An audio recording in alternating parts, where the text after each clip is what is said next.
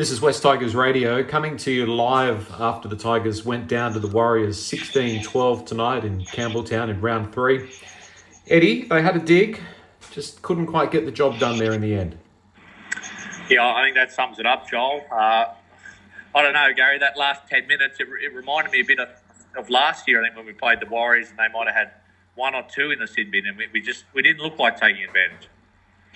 Yeah, last year they had two in the sin bin, both at the same time.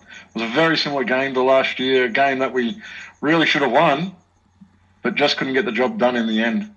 Really frustrating. Like Joel said, I thought the effort was there tonight. It was almost like at times they're trying too hard and forcing that pass when it's just not on. Yeah, one thing I'll go back to is losing can become a habit. And watching that game tonight, it looks like losing's a habit for us. We just didn't know how to win that game. We had our opportunities to win that game, and we just didn't take those opportunities. Winning's a habit, but so's losing, and we've really got that down pat at the moment. I haven't seen any of the stats, Gary, but I think at half-time even, I think we were 4-0 up in the line break. So I don't think the Warriors made a line break in the second half. So, I mean, we looked by far the more dangerous team, but, again, nothing to show for it. Yeah, the only line break I can remember the Warriors making was the Reece Walsh one where he pulled up with the cramp. We looked far more dangerous all game. We created many more opportunities. We bombed 3 tries probably and just couldn't get the job done. I think we're probably the better side, but the fact that we couldn't get the job done again is really disappointing. Incident in the first half, I don't know what the commentators were saying, but geez, I was surprised they didn't go to the bunker, that grubber that Luchi Leilua tried to ground. I don't know if he did, but it looked mightily close. Yeah, I think he probably scored it, but I'm not going to really dwell on that. I think, look, we end up losing by 4. That would have been 4 more points, but I'm not going to blame that for the loss. It wasn't the refereeing decision that lost us that game. It wasn't the disallowed try that lost us that game. It was our failure to execute under pressure, which has been a bit of a trend for the West Tigers for a long time now, and not getting those little things right. And that's why we lost tonight, not because of a disallowed try, but because of our inability to hold up under pressure. And it wasn't pressure from the other team. It was pressure. It was time pressure and scoreboard pressure, and we just couldn't overcome that. And to be honest, it's not really good enough. Looking on the positive side, before we delve into some of the guys who probably had some off-colour performances tonight, was there anyone who stood out for you in that performance? I thought Little was quite strong. I think that first 60 minutes, I thought he played quite well. I will say for most of the game, I thought Luke Brooks had one of his stronger games in a long time for the club. So that was pleasing to see. But again, in that last 10 minutes, he had opportunities that he really needed to take advantage of that he didn't take advantage of. I thought Madden was quite strong. I thought especially that first half, he showed some really good football, and that's the best game I've seen him play, and that was really pleasing to see.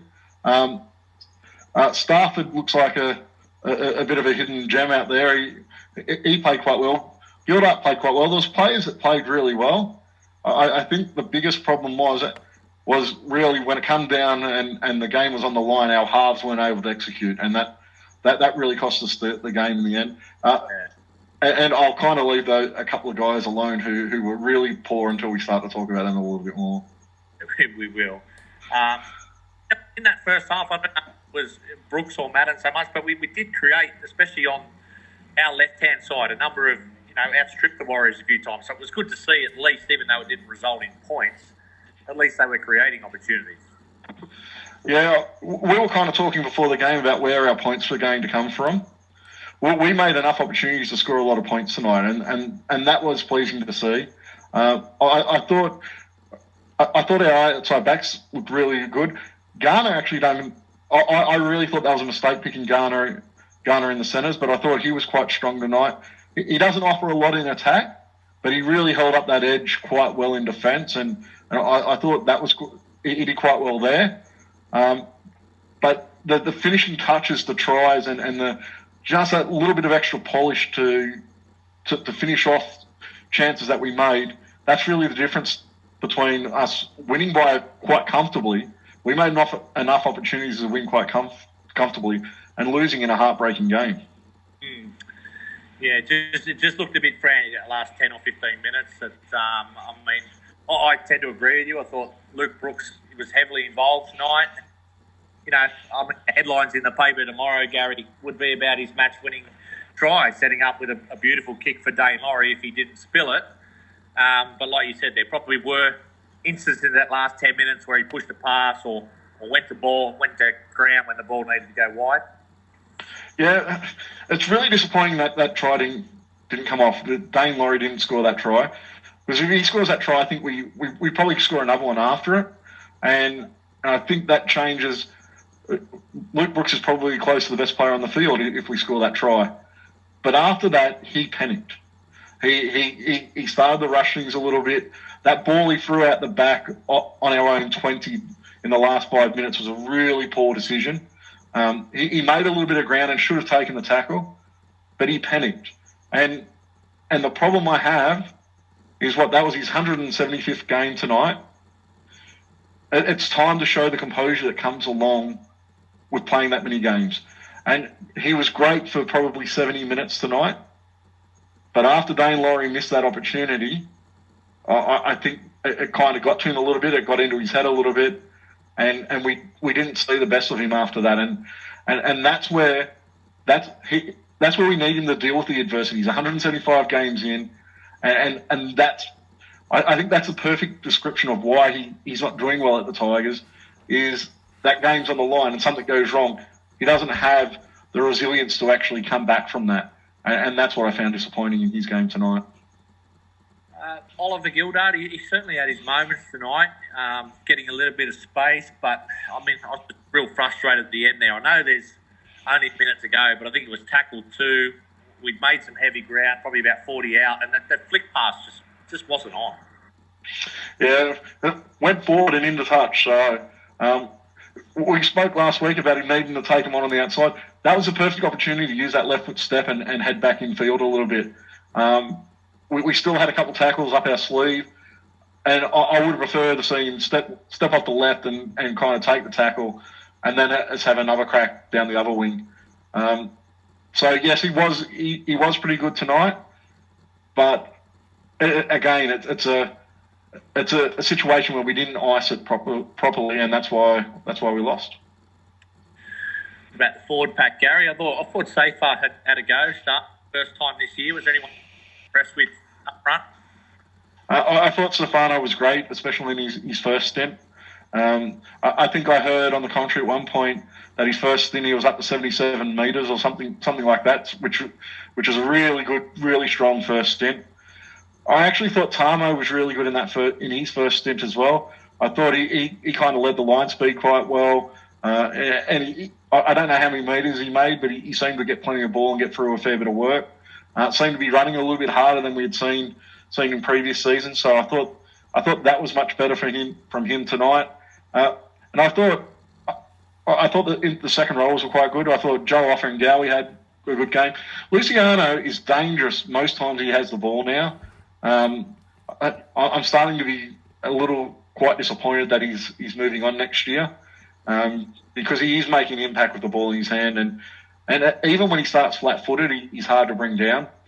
So the majority of the forwards had a pretty strong game tonight. So I was pretty happy with the forward pack and their line speed. Our line speed in defence, especially in that first 10 to 15 minutes, was really good.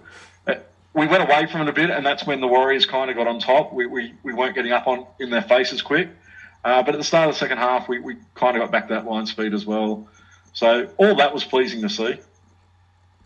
Yeah, I think we probably were the better side tonight. I don't think it was a high-quality game, but it was a desperate game from both sides. There was plenty of effort. There was plenty of errors, unforced errors in that second half. I thought, like Gary, Little's first stint, or his first 20 minutes in particular, was really good. I thought we were rolling through their middle quite well, and James Tamo started well. And the frustration just in that last 10 minutes, Gary, I just thought, like you mentioned with Leilua, they couldn't get him the ball. I thought that was the perfect, when you're in that red zone, he's the one guy you could isolate a defender against and maybe have someone run off him, and it just was sort of side to side. Yeah, we don't tend to get him running onto a flat ball at all. I'd actually like to see us do that a little bit. Get him a ball where he doesn't have 2 or 3 defenders in front of him, because he handles 2 or 3 defenders. He stays upright and he looks after load. But actually getting him a ball at the line, I think he could cause quite a bit of damage running off a short ball of it would have been probably Madden's hit tonight, but we don't tend to do that with him. We tend to give him the early ball, and he seems to like early ball, but I'd like to see us get him some ball, a bit of variety to that as well. And I think in that last 10 minutes, him running off a short ball, crashing into the line could have, you never know, it could have been a difference maker, but yeah, we didn't do it, so who knows. There were 2 guys last week, Gary, on the Sunday podcast, which I said, I wasn't going to be harsh on, being young players in the spine, in Jake Simpkin and Dane Laurie. They especially had a particularly unhappy night tonight. Indefensible, his performance, really, especially pulling out of that bomb. A couple of errors, obviously, going over. No one means to do it, but his head doesn't look in the game at the moment. I don't know what's happened. I have to say that the loss tonight falls squarely on those errors that Dane Laurie made. He bombed a certain try, which you want your fullback to eat every day, and that's the same play that Brooks used to run with Tedesco. Tedesco hitting up a kick-off back to the inside, and Tedesco used to hit it. It was performed perfectly, except Dane Laurie didn't pick up the ball. That was really disappointing. But then he backed it up with error after error. That drop ball in the last 10 minutes when we're down on their line, crucial.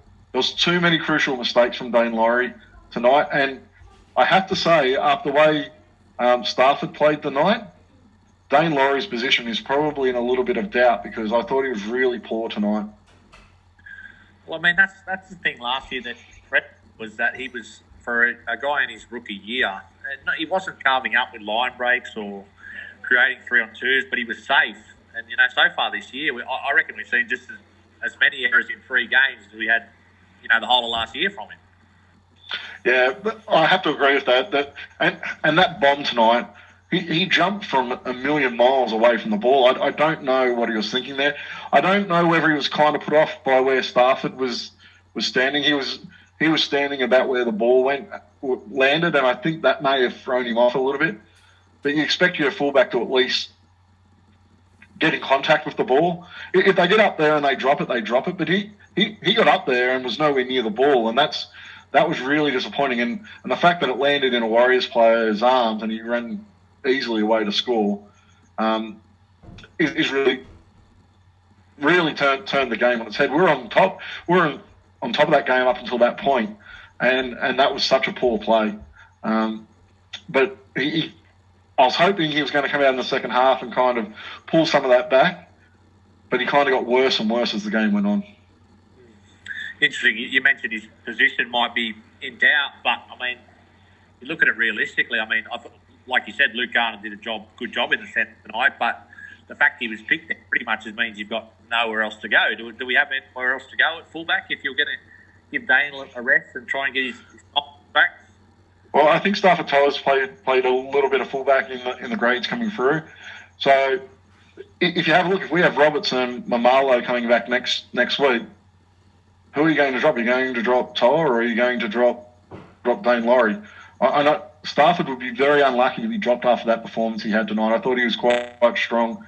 And spent some time at centre as well. So he and Gildup seem to be interchanging a little bit between wing and centre. I know one of the breaks we made was Stafford going. He looked like he had a lot of pace, and then he put Gildart away down the sideline. So I think he'd be very hard done by to be dropped next week if those players come back. So Dane Laurie, it's between Stafford and Dane Laurie for mine. Jake Simpkin, he was on at the business end of the game, Gary. There's no doubt there's a Jake, but it just looks like he's got tunnel vision at times where he runs when it's just not on. I don't know if he's up to the first grade standard at the moment. I don't want to sound too harsh, but I thought it cost us in that last 20 minutes. The biggest problem I had with his game tonight is it was selfish football. So there was 2 or 3 times when we were down to playing against 12 men, down on their line, and he went for the glory play of going out of dummy half when it wasn't on. There was another time he's gone from dummy half. He's created space. I can't remember who the player. One of the forwards was outside him, ran into a clear gap, and again he dummied and went himself. If he gives that ball, we score, we win the game. It's really that simple. The plays that he made tonight were selfish plays. They were plays to make him look better, and I have a real issue with that. He's in a battle for that hooker spot with Little. Is that having an effect on him, making him play more for himself than for the rest of the team? Because I think those two are really selfish plays, and we need unselfish players. We've had a lot of selfish players over the years. For this team to succeed, they have to be a team that play for each other, and I don't think Simpkin did that tonight. So hopefully he learns from that, because I wasn't very impressed. Yeah, I mean, it didn't look like a big crowd at Campbelltown, obviously, tonight with the weather and the 6 o'clock kickoff travelling, but it sounded vocal out there. I don't think, as a fan, I'm more disappointed with the execution tonight and the fact that the game was there to be won rather than, last week. I think we were questioning effort a lot more. Yeah, I'd much rather a game where we put a lot of effort in than the way we played last week. This week was an improvement on last week, but I have to say the Warriors were terrible tonight. They were terrible when we played them last year. And so again, they've walked away with 2 points, where I don't think any other team in the competition would have lost that game tonight. I can't see another team that finds a way not to put the Warriors away. And it's not just because of the 12 men, it's because of the field position we had. That second half, we had plenty of opportunities to get some points, and we just couldn't do it. And we need to learn to win those moments. That's the most disappointing thing for me. Is it's not that we didn't put effort in, because we put a lot of effort in. But it was simple errors, schoolboy errors. It was a lack of maturity, and it was really a lack of execution to close out the game that cost us. And they're things that can be learnt. So, I'm really disappointed. I'm still heartbroken by that game. Yeah, I mean, my opinion on where we're going to, Gary, probably wouldn't have changed too much whether we won by 2 or lost by 4. I don't think, like you said, it was, the Warriors were there to be beaten tonight. But for a team like us that just looks like they need to win a game by any means, it's the sort of thing that can sort of, spiral in the next week. When you put a lot of effort into a game and you don't get the result, then you're more likely to get a Newcastle performance knowing the way we play. And the thing is, Madden took that big run downfield when he picked up the knock on, and I thought, here we go. We're going to get that little bit of luck that we need to get over the line, because sometimes when you get into a habit of losing, you need that little bit of luck to bounce your way and the ball to fall in your hands and you run 90 metres and score the try. But we couldn't even execute that. He got ran down just before the line, and then he couldn't get up to play the ball, and it's just those little things that we needed to go our way, they just didn't. And when you're in the position we're in, those little things don't tend to go your way, and you end up with nights like tonight. So there was a lot of, obviously, on the television at least, panning to Madge up in the coach's box. He was certainly riding every moment. My mate said, I think they need a doctor up there in the box. He was impressed. But, I mean, I suppose you could say that he hasn't exactly lost the dressing room when you see efforts like that, but it's the quality of the performances under him have sort of continued to go backwards over the course of his coaching tenure here. Well, the thing is, I'm not going to sit here and say we lost that game because of Michael Maguire. This game's not on Michael Maguire. This game's on the poor execution of key players in key moments. Last week, I put a lot more onto Maguire not having the team up and ready to go. I can't say whether tonight them putting in more effort means he hasn't lost the dressing room, because maybe it was just the canning they got through the week in the media that a bit of personal pride came into it. I will say they seemed a lot more keen. The line speed was a lot better from the outset. If we had shown that kind of line speed and stuff early against Newcastle next week, we're probably not in this position that we're in now. I think we could have performed a lot better against Newcastle if we played the way we did tonight, played with that kind of intensity that we did tonight. The problem is, last week we didn't do it. We may have put in effort this week and still not won. But what are we going to show next week? This side has a history, and I think I said on one of the pods through the week that I wouldn't be surprised if they turned up ready to play tonight, because that's what we do. We have an embarrassing performance, and then the next week we'll come out and we'll fire and we'll show that effort, and then 2 weeks later it's gone again. Now, that's what I expect to happen. I expect we'll probably play the Gold Coast. It's an away game. It's a Thursday night game. We have to travel. I can see us going up to the Gold Coast next week, and we'll get another limp performance from the team where they just don't put in the effort, because all the history we have of this club shows us that's what we do. We'll get up for 1 week. We may get away with win, we may not, but then we'll fall in a heap again, and that's kind of what I'm expecting next week.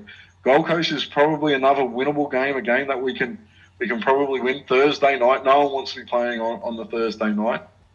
Let's see if we show up with any effort next week. I'll be surprised at this point in time to see that effort continue that we saw tonight. Yeah, well, I think, the Warriors were quite disappointing tonight, and from what I've seen of the Gold Coast, they've been pretty good the first 2 games. They could certainly score points. I suppose one final, positive to finish, Gary, is I think the Warriors, they scored 3 tries or 2, and I think they both came off kicks like Newcastle's last week. So at least there is resilience there in terms of defending our line. And I will say tonight's goal line defence is probably the best I've seen from us in a long time. But the Warriors didn't really throw a lot at us either. I thought the Warriors were incredibly poor tonight. The fact that they didn't really create many chances at all against us, I think that shows us where they are for this year. And after watching that game tonight, I think I know where the 2 favourites for the spoon are. I think, the Warriors and the Tigers are probably leading that race at the moment.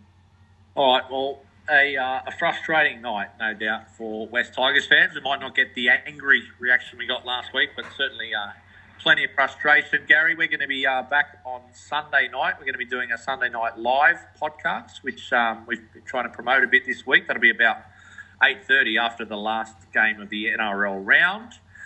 How are you going to get through the weekend, Gary? Are you going to be all right after that, or are we used to it now? Mate, it's the life of a Tigers supporter, isn't it? I really hate us playing early on a weekend because, I don't know about you, but for me, when we lose on a Friday night, it kind of puts a dampener on the rest of the weekend. Though I think you're already out having a good time, so maybe that's not the same for you. Yeah, I was having a good time until our game kicked off. Anyway, there was effort tonight, so I'm not going to go splitting my wrist, but I think it's going to be a long season, Gary. And if we can avoid the wooden spoon, at that stage you'd almost take it, even though that sounds quite defeatist after 3 rounds. Well, when you're 0-3, what do you really have? You can't start any worse than 0-3. So I'm not too confident moving forward. I thought we would have at least one of the games by now, and the fact that we're 0-3 when really we've had 3 winnable games. The game against Melbourne we were very close to getting away with. I think Newcastle were quite poor last week. I think that's a game, if we had shown up with effort and a bit of intensity, I think that's a game that we would have won. And then to kind of throw away tonight as well, we could be 3-0 if we actually played with a little bit of heart and a bit of ticker throughout the season. And especially if we had shown heart in the second half of the Melbourne game and last week, going into this game at 2-0, you play completely different, don't you? And I think that's probably why I'm more disappointed tonight, because I think the end result tonight is an accumulation of the effort that we put in last week. I think the fact that we lost last week through poor effort, I think that put more pressure on the boys tonight to try and get it done, and they weren't able to, and it was all down to that kind of pressure. Yeah, I think fragile is the word that comes to mind to me. It's a fragile group, and the effort was there tonight, but we don't know whether it's going to be next week. Anyway, West Tigers 12, Warriors 16. Thanks for joining me, Gary, and have a good weekend. Thanks, Eddie.